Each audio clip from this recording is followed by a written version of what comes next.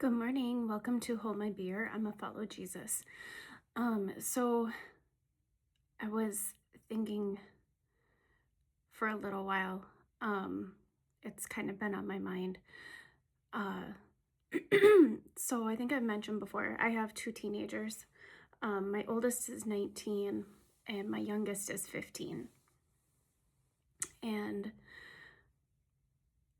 I think a lot of other parents out there experiencing what I'm going through. I remember when my daughter was little and how it was, Mom, Mom, Mom, look at, Mom, I gotta tell you what happened at school today. And my son was all about Mom. He just wanted to hug me and love on me and do everything with me. He couldn't get enough of being around me. And now I feel like I'm begging to be a part of their lives. And I'm not cool anymore. And not just not cool, I'm 110% embarrassing. It's hard. It's hard to go through that as a mom. And I was thinking, like, how do I want my kids to see me? Right? Like, I don't think I've ever heard from either one of my kids when they were looking at pictures of me when I was a teenager or whatever, like, Mom, you were so pretty. I don't think they've ever said that. Or, Mom, wow, I'm so grateful that you don't drink like you used to. You were so strong for overcoming that. Mom, I can't believe your strength. How did you make it through that?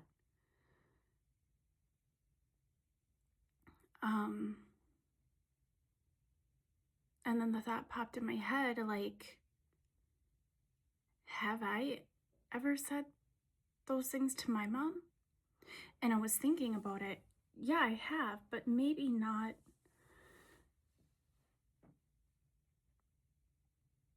to where she fully heard me.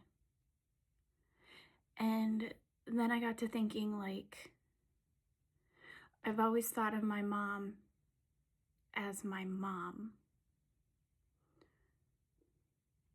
And I've been curious about her life before she had me. Who was she before she had me? Who was she even when I was little? Like, outside of the identity of my mom. And I just want to, like, understand who she was and is outside of the role of mom and grandma.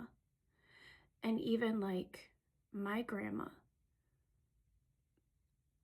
Like, I know I've asked questions and, like, tried to understand who my grandma is too. And I don't know if it's just this generation, this newer, younger generation, that they're even more selfish than millennials. But it's like they don't care about it. And I wonder if my kids are ever gonna, because it's not like I've hid my past from them. It's not like I haven't told them where I came from. But it's like, they roll their eyes and, like, they're exhausted of hearing it. And someday I want my daughter, when she has her own kids, or my son, when he has his own kids, to look back and be like, we didn't appreciate it, but Mom, you were killing it. Mom, I see that you did work really hard to make sure that we knew that you loved us. And be appreciative of characteristics that I have. I don't know, maybe that's asking too much, right? So it got me thinking, like my aunt. I know we've talked and I've asked her questions about before she had kids and all of that. But how many times do we look at the women in our lives and don't see them as women, but we see them as mom, teacher, wife, the roles that we play. But do we see them for their strength and their courage and their sacrifice and the blood, sweat, and tears that went into what they gave up for their kids?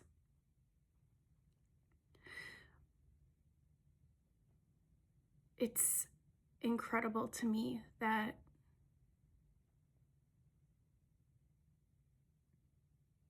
women are kind of forgotten.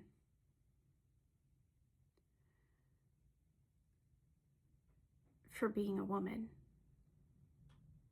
Like if you're a mom, you're seen as mom. You're just mom. But there's so much more to you than that. And as I'm watching this series on Prime Video,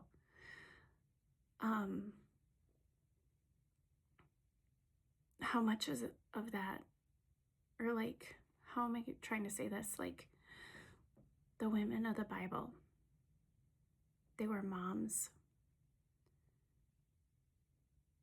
they were wives,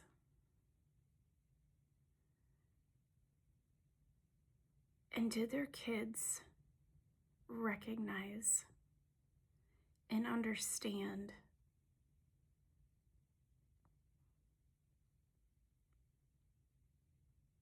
how strong these women were, how brave they were,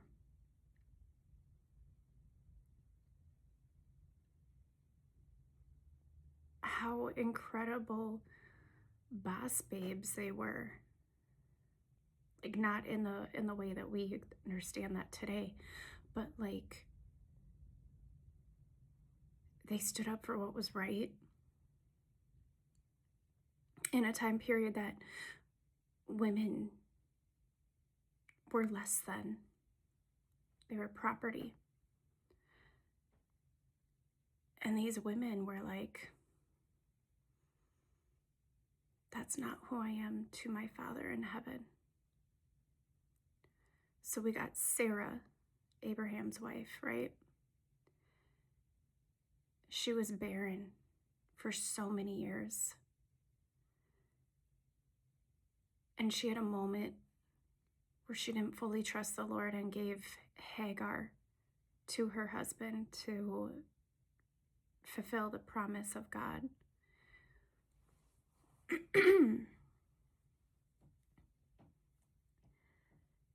And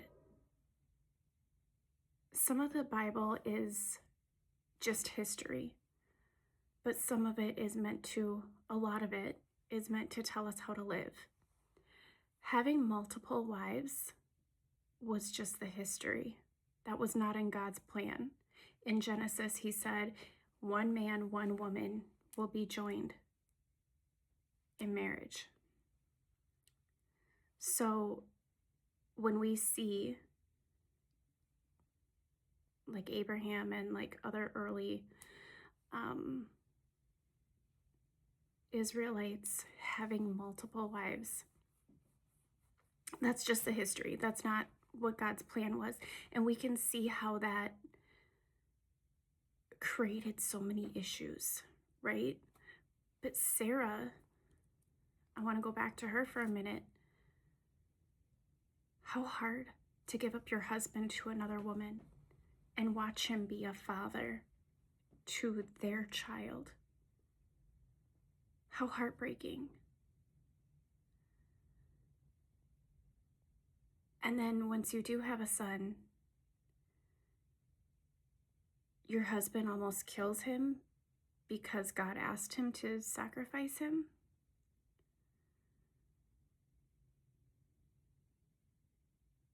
That's nuts. She also, I mean, like, it worked out for the better, but what faith? What bravery? When they were going through different towns and Abraham said, "Tell him you're my sister. Don't say that you're my wife." She had to carry that burden.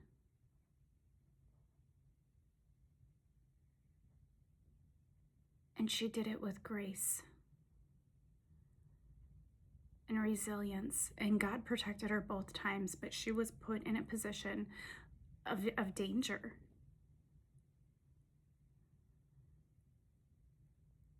And she silently carried that. What a strong, strong woman. And then Hagar, even she was like so brave and so strong. She was given to a married man.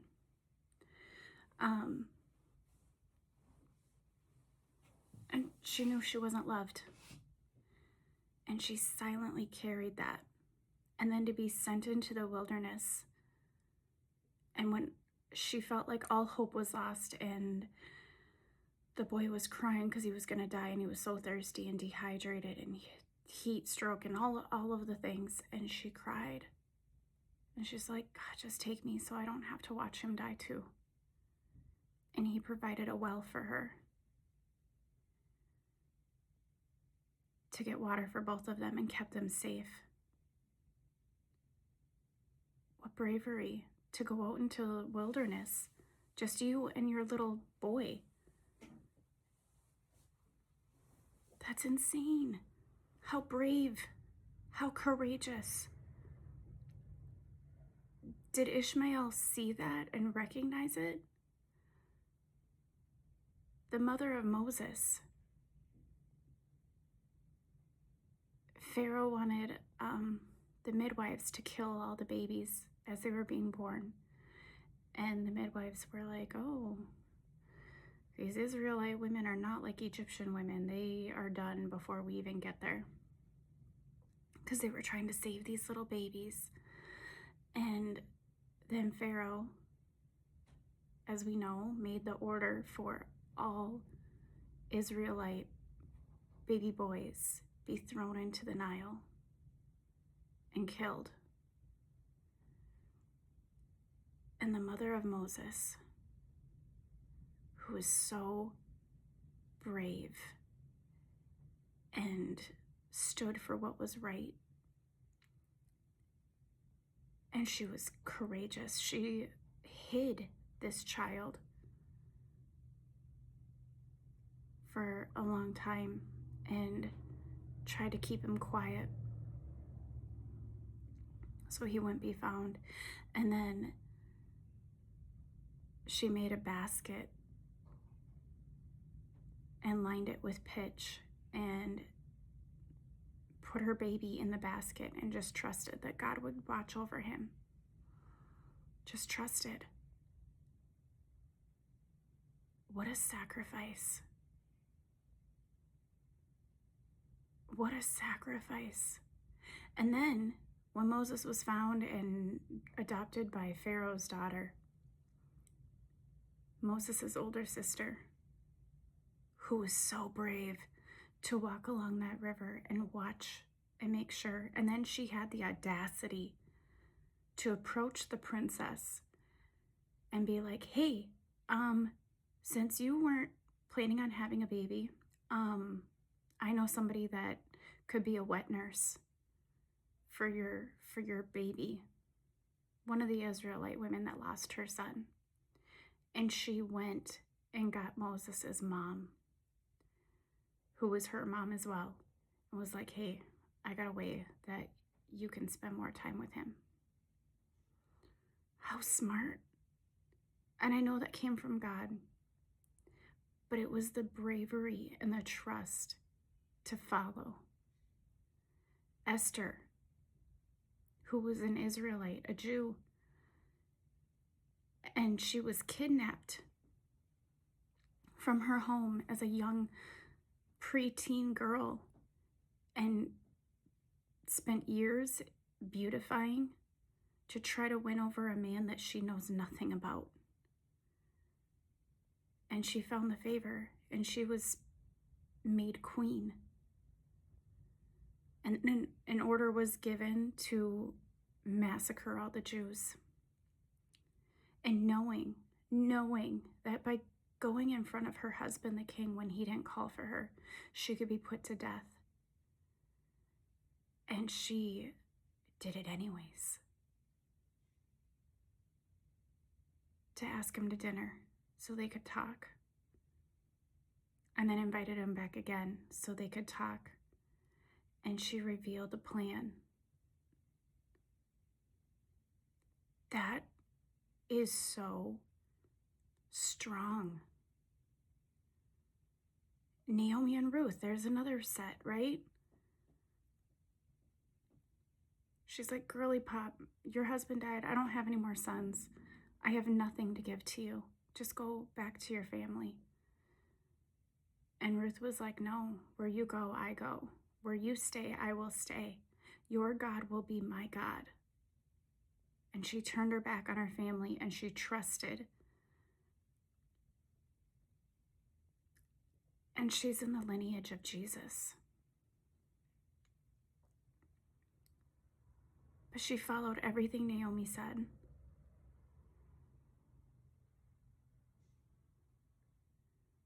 How terrifying. How scary. How brave. How powerful.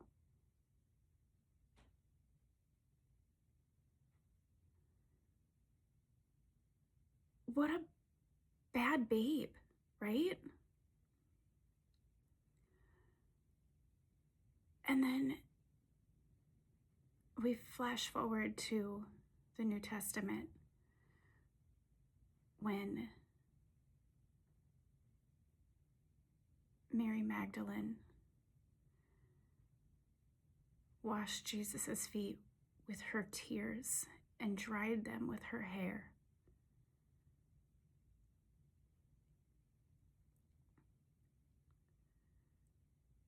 She just knew.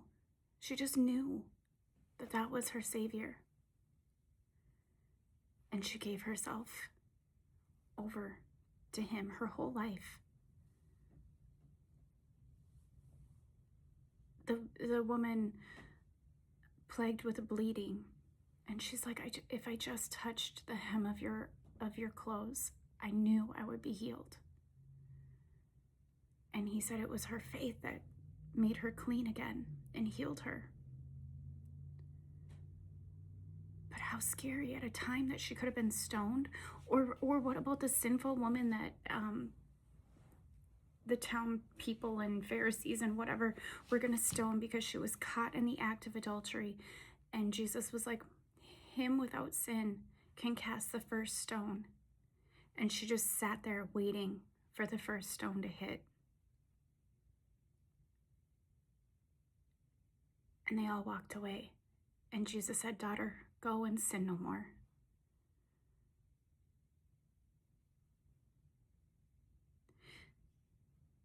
When Jesus was arrested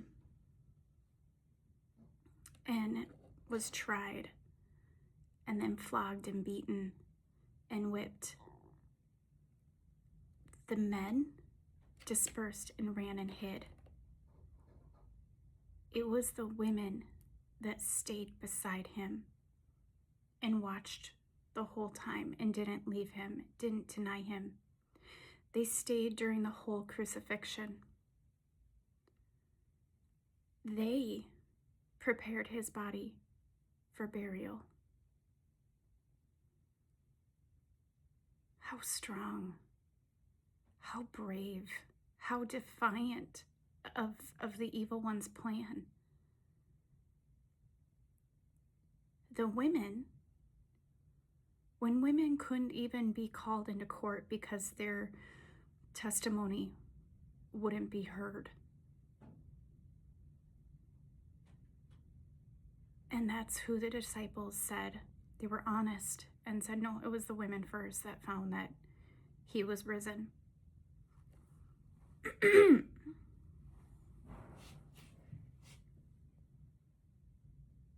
It was the women. And the women went on to talk about Jesus and spread the gospel. I mean, the men did too, after they were done cowering. But women, do we understand the strength that we have to overcome, to stand up, to be brave?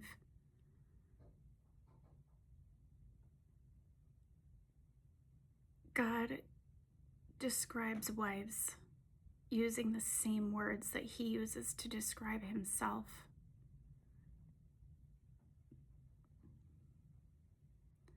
The helper. That's not secondary. It's equal. Where our husbands are weak, we are made strong. And it may not be physical strength, right? But when a man prays and doesn't get things right away, it's the women. We will not give up, and we will go and petition over and over and over again. When it comes to my husband and my kids, I don't stop. I don't stop.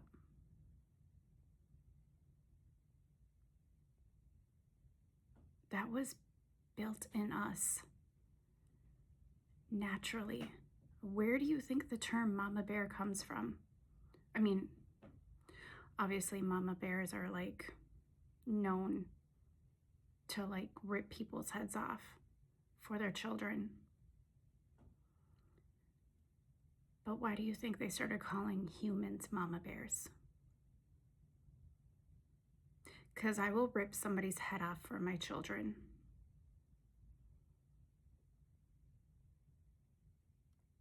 Without any thought of my own safety, of my own comfort.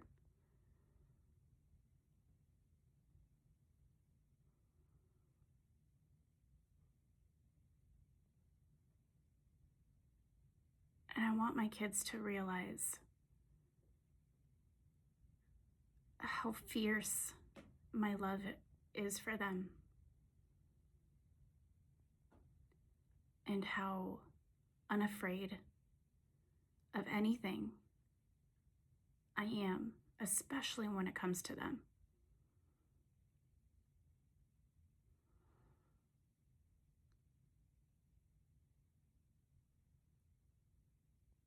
How much do we look at the women in our lives, our mothers, our aunts, our friends, our wives?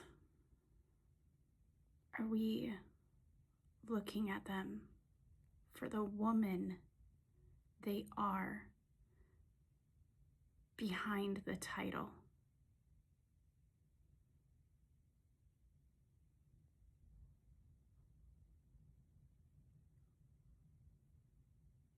Who are they? Are they an Esther? Are they a Ruth? Are they a Sarah? Are they a Deborah? Are they a Mary?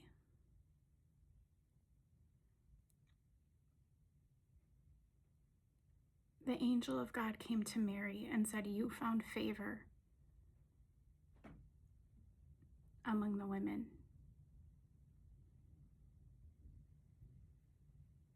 So, I think what we don't dissect is like, out of all of the Israelite women, what is it about Mary's heart that made her different? That God chose this teenage girl, this young girl, to carry, deliver, and raise the Son of God. Like, when I was having kids, I mean, I wanted kids, but when they put this baby in my arms and they're like, all right, have a good life, the color probably drained from my face, because I have this whole human that I am responsible for. It is my job to keep them healthy and fed and teach them to be kind people and responsible members of society, and train them to know God. And back then I really didn't know God, so that wasn't even on my mind. But like,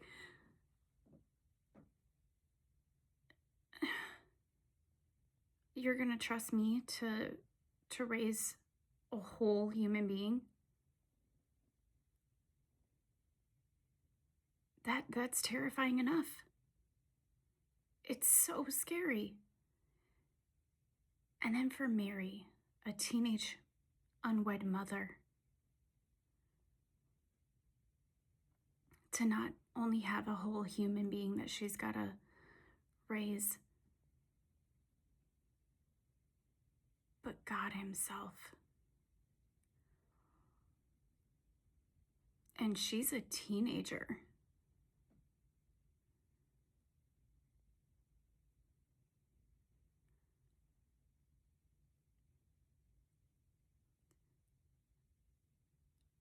And in reading my Bible, not once, when a woman prayed, did God not answer her.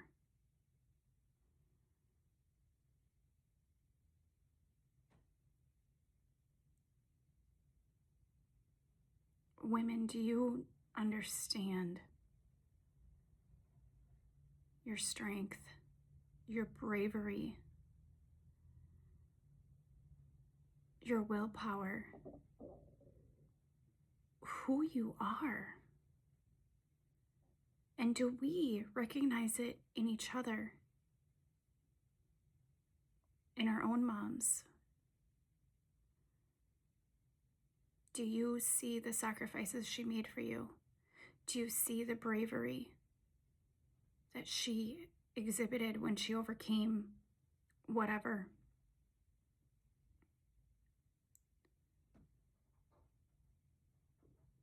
Will my kids ever see who I am behind the title of mom?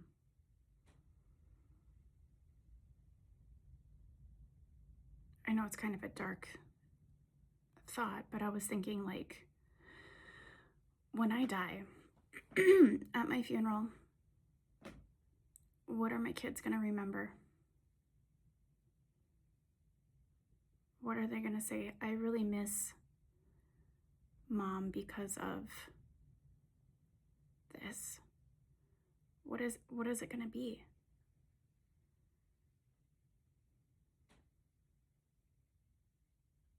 Am I showing them the best of me?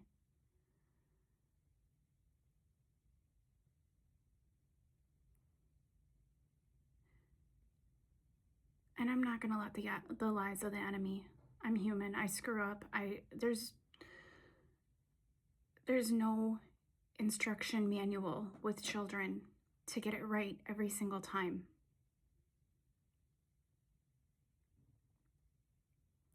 And that was true for my mom raising me. There was no instruction manual to help her get it right every single time. But she did the best she could with what she knew and her own experiences. and her own traumas and her own hurts and her own insecurities. And she did a great job. She wasn't perfect. There was damage done. There was mistakes made. And now that I'm older, I understand. Kids look at the hurt caused by their parents, and I'm not saying they shouldn't. But you have to look at it with a lens of grace. Is your mom just being mean? Or what trauma is she overcoming to give her these thoughts, these reactions? And maybe those thoughts come when you become an adult and you're responsible for little ones. You realize real quick, it's hard. It's so hard.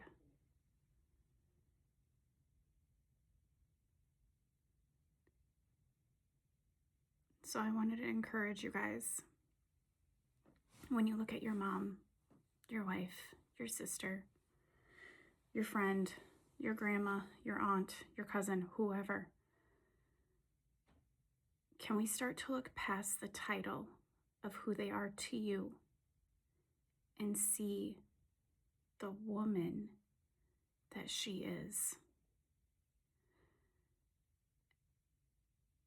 And women, can you look through your own titles, look past them,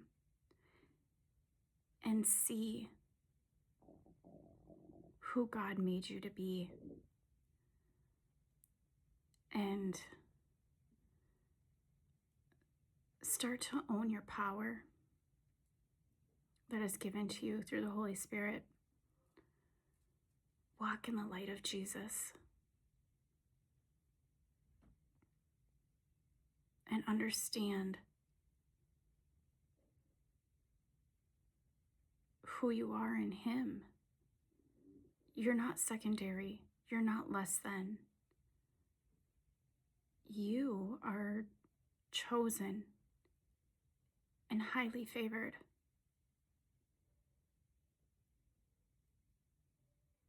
Girl, you don't even know.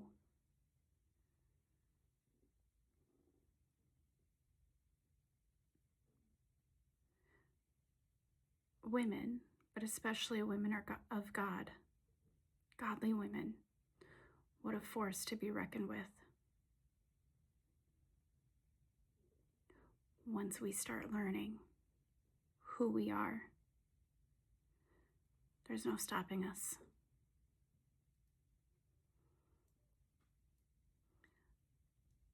I hope that encourages you guys today.